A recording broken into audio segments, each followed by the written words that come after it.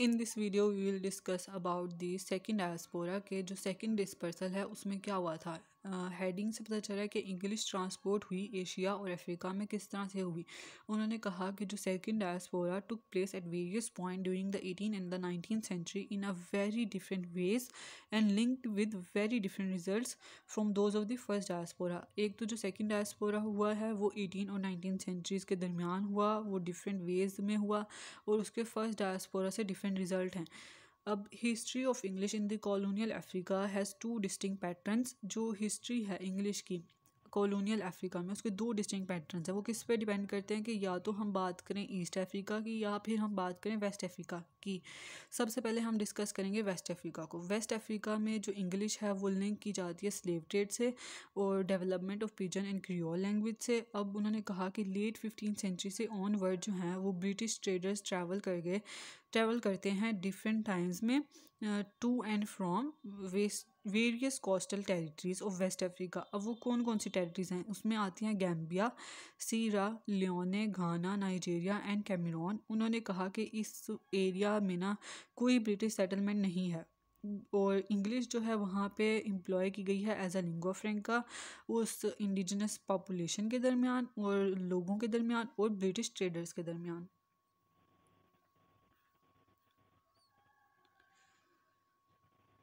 और यहाँ पे उन्होंने बात की English has subsequently gained official status in the above 5 countries. उन्होंने कहा कि जो 5 कंट्रीज़ है इसमें इंग्लिश ने ना ऑफिशियल स्टेटस गेन कर लिया है।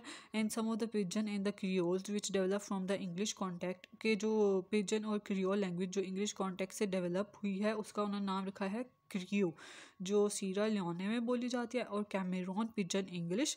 ये तो जो दो लैंग्वेज हैं पिजन और क्रियोल जो इंग्लिश कॉन्टेक्ट से डेवलप हुई जिसे कहा क्रियो, और कैमरून पिजन इंग्लिश ये जो है ना एज अ सेकेंड लैंग्वेज बोली जाती है। अब ईस्ट अफ्रीका की हम बात कर लेते हैं। हमने वेस्ट अफ्रीका की बात की, हमने अब करनी है ईस्ट अफ्रीका की बात। ईस्ट अफ्रीका में क्या हुआ, ईस्ट अफ्रीका का जो रिलेशनशिप है ना इंग्लिश के साथ उसका एक कम्प्लीटली डिफरेंट पाथ है, वो वेस्ट अफ्रीका से कम्प्लीटली डिफरेंट है। उन्होंने कहा जो कंट्रीज़ हैं Kenya, Uganda, Tanzania, Malawi, Zambia, Zimbabwe वो सेटल हुए थे। किन्होंने उनको सेटल किया, ब्रिटिश कॉलोनिस्ट ने सेटल किया था 1850s में। कि किस तरह से किया कि उन्होंने जो एक एक्सपीडिशन था उसको फॉलो किया। किसका एक्सपीडिशन फॉलो किया, number of the explorers, most famously those of David Livingstone. मतलब डेविड लिविंगस्टोन का एक्सपीडिशन फॉलो करके ब्रिटिश कॉलोनिस्ट ने इन कंट्रीज़ को सेटल कर दिया।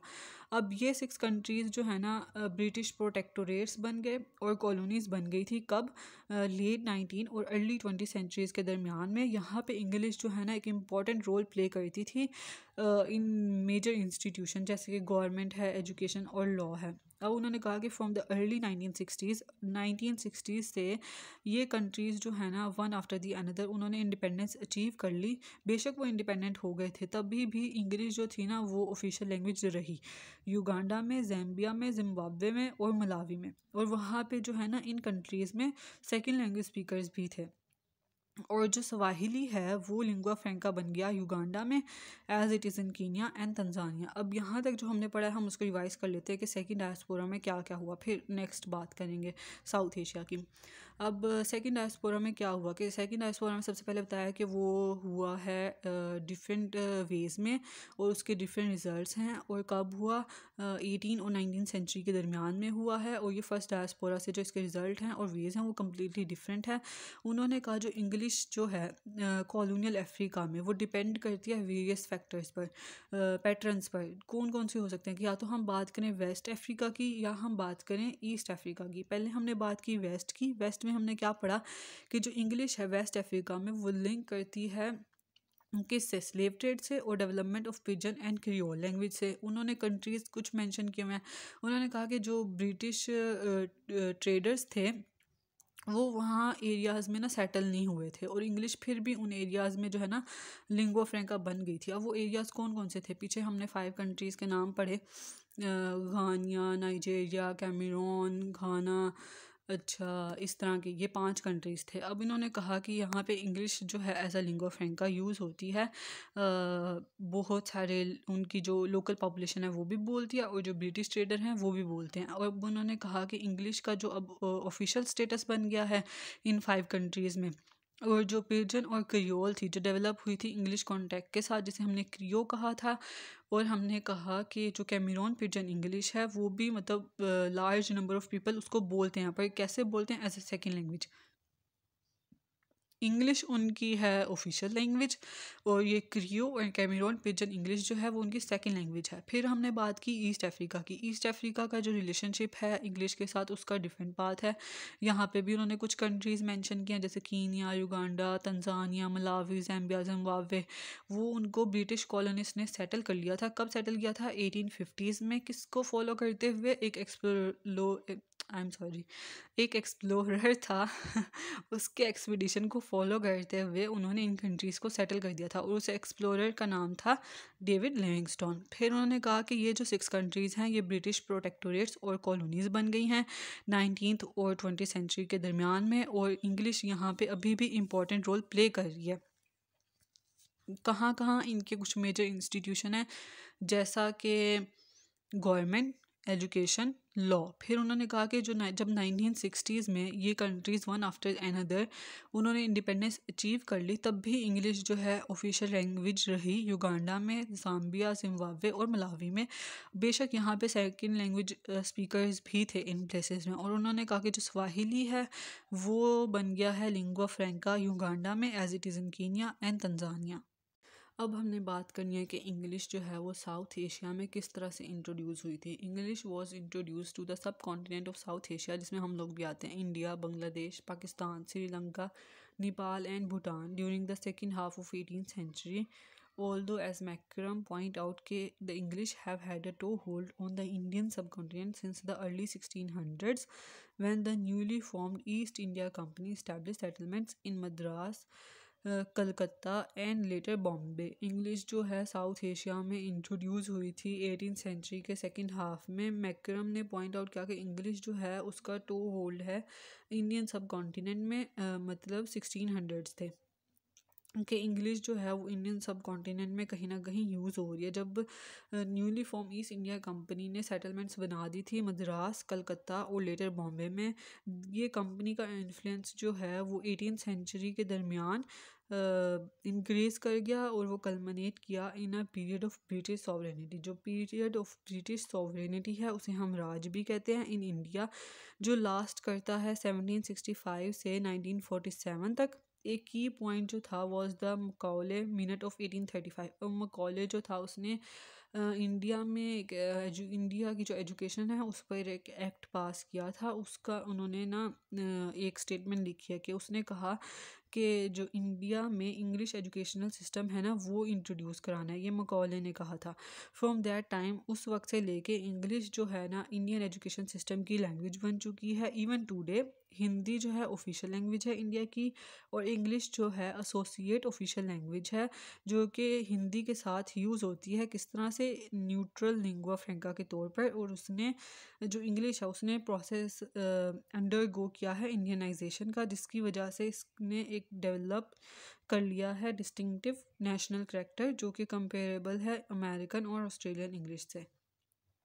इस पैराग्राफ की छोटी सी समरी मैं बता देती हूँ कि इंग्लिश जो है वो साउथ एशिया में आई थी 18th सेंचुरी के दरमियान, सेकेंड हाफ के दरमियान, ये बात याद रखनी है। फिर मैक्रम ने क्या पॉइंट आउट किया?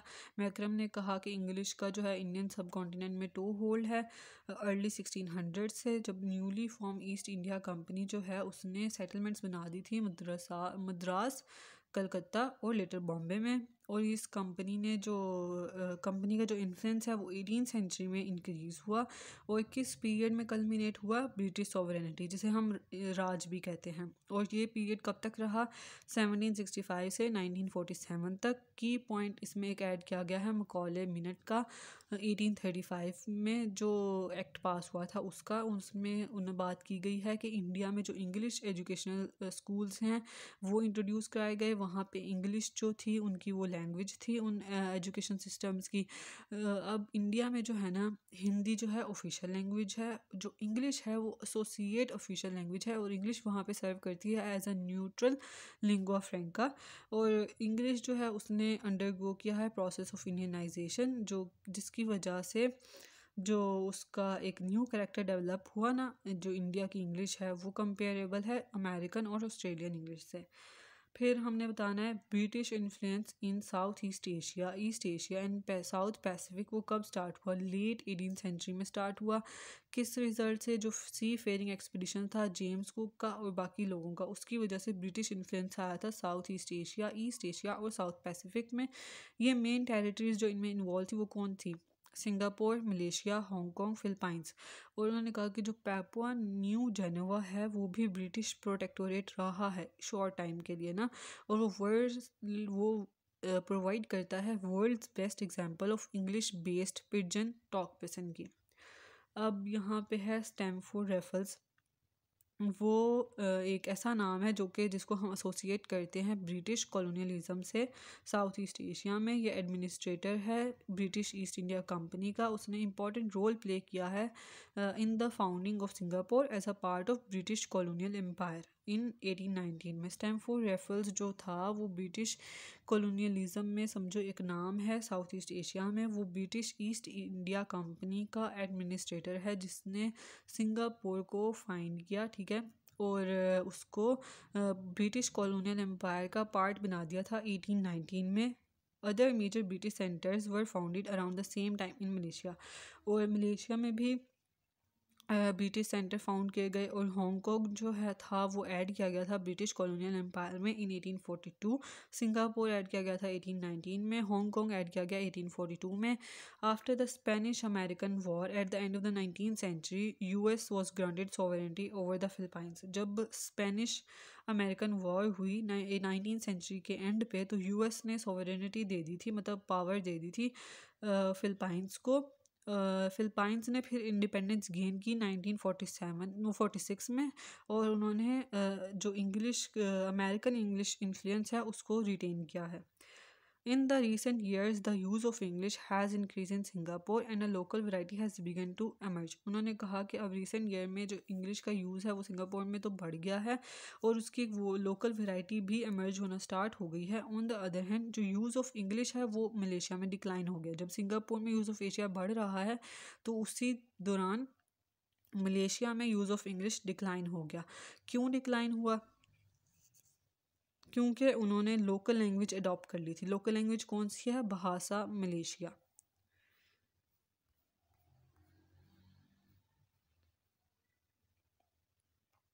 And the medium of education, जो उन्होंने भाषा मलेशिया है उसको अडॉप्ट कर लिया है और वो मीडियम ऑफ एजुकेशन में भी यूज़ हो रही है। और उन्होंने भाषा मलेशिया को कब अडॉप्ट किया था? जब मलेशिया ने इंडिपेंडेंस हासिल कर ली थी 1957 में।